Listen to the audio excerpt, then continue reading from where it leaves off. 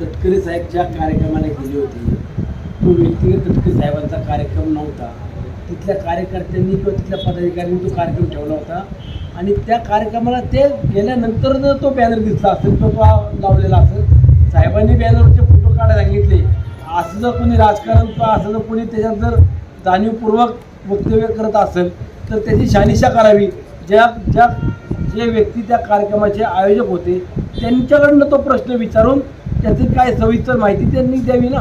अमोल मिटकरने असं स्टेटमेंट केलेलं आहे, ट्विट केलेलं आहे की राष्ट्रवादीच्या देवाला डावलून कुणी देव बनण्याचा प्रयत्न करतो.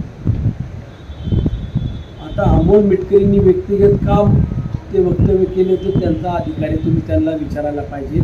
परंतु मला एवढं सांगायचं आहे, आदरणीय अजितदादांना मानणारा, अजितदादांवरती श्रद्धा असणारा प्रत्येक व्यक्ती आजही दादांचं स्मरण करून दादांच्या कुटुंबियांच्या पाठीमागं खंबीरपणानं उभा आहे आणि उद्याच्या काळात देखील प्रत्येक व्यक्ती आदरणीय सुमित्रा वहिनी असेल, पारदादा असेल, जयदादा असेल, या सर्वांच्या मागं उभा असेल. म्हणून मला असं वाटतं की आपण कुठल्या एखाद्या बॅनरवरनं काही तर्कवितर्क करण्यापेक्षा जो आयोजक व्यक्ती होते किंवा जे तिथले पदाधिकारी होते त्यांना हा प्रश्न विचारला असता तर याच्यामध्ये अजून त्याला काय उद्भवायचं कारण नव्हतं. परंतु अमोलजी मिटकरी हे जे काय वक्तव्य करतायत, दादांवरती त्यांची प्रामाणिक श्रद्धा आहे, त्यातून ते वक्तव्य करतायत. परंतु ह्याबाबत स्वतः त्यांनी जर तिथल्या जिल्हा अध्यक्षांना, तालुका अध्यक्षांना विचारणा केली असती तर त्याची माहिती त्यांना सविस्तरपणे मिळाली असती.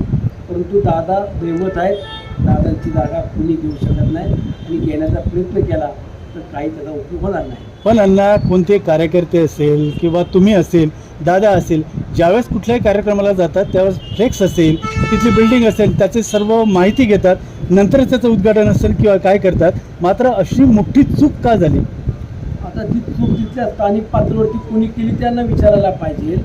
मी परत सांगतो की जाणीवपूर्वक अशा बातम्या लावून एखाद्या व्यक्तीला टार्गेट करणं यापेक्षा जो आयोजक आहे त्यांना कोणी सांगितलं का दादांचा फोटो लावू नका, सुमित्रा वहिनीचा लावू नका, असं असेल तर आम्हाला त्याची माहिती मिळावी.